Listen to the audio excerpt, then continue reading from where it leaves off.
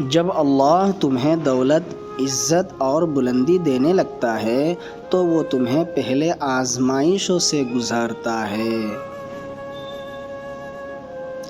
جو شخص دولت سے پہلے صبر سیکھ لیتا ہے وہ دولت آنے کے بعد مغرور نہیں ہوتا۔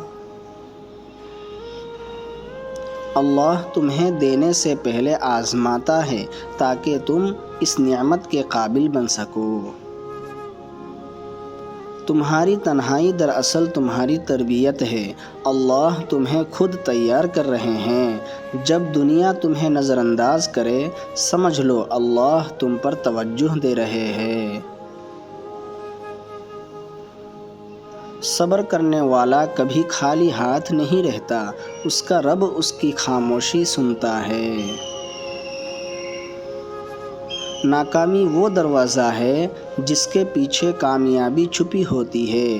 جو ٹوٹتا ہے وہی نرمی سیکھتا ہے اور نرمی ہی نعمت کا راستہ ہے۔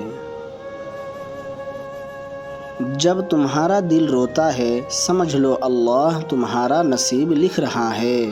مشکلات کے اندر دولت چھپی ہے کیونکہ مشکل انسان کو قیمتی بنا دیتی ہے۔ جب تمہارے اندر برداشت آ جائے تو سمجھ لو کہ رزق تمہاری طرف چل پڑا ہے۔ اللہ کبھی کسی کو اچانک نہیں نوازتا، وہ پہلے دل خالص بناتا ہے۔ جو اپنی خواہش کو مار لیتا ہے وہ اپنی تقدیر کو جگا لیتا ہے۔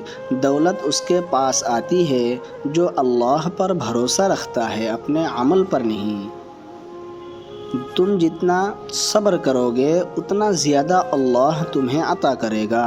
صبر کا وقت ہی دراصل امتحان کا وقت ہوتا ہے اور ہر امتحان کے بعد انعام ہوتا ہے۔ جو اپنے رب پر یقین رکھتا ہے اس کی قسمت کو کوئی بدل نہیں سکتا۔ جب تک تمہارے اندر شکر پیدا نہیں ہوتا رزق تم تک نہیں پہنچتا۔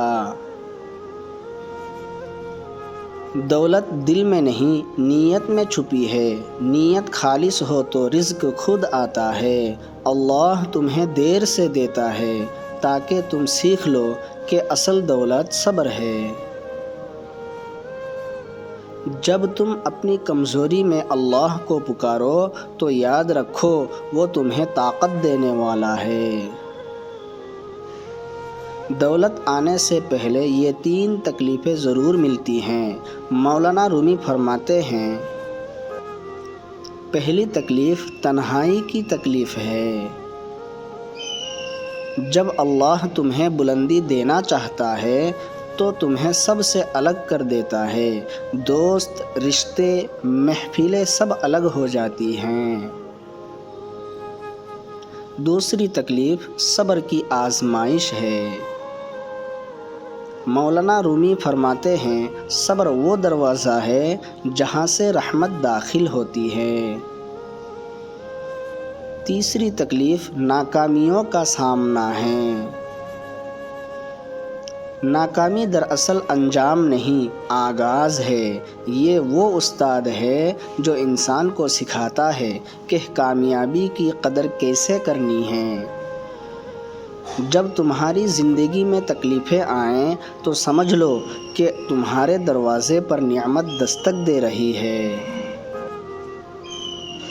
اگر تمہیں لگے کہ تمہارے لیے سب دروازے بند ہیں تو جان لینا کہ تمہارا اور یوسف کا خدا ایک ہی ہے۔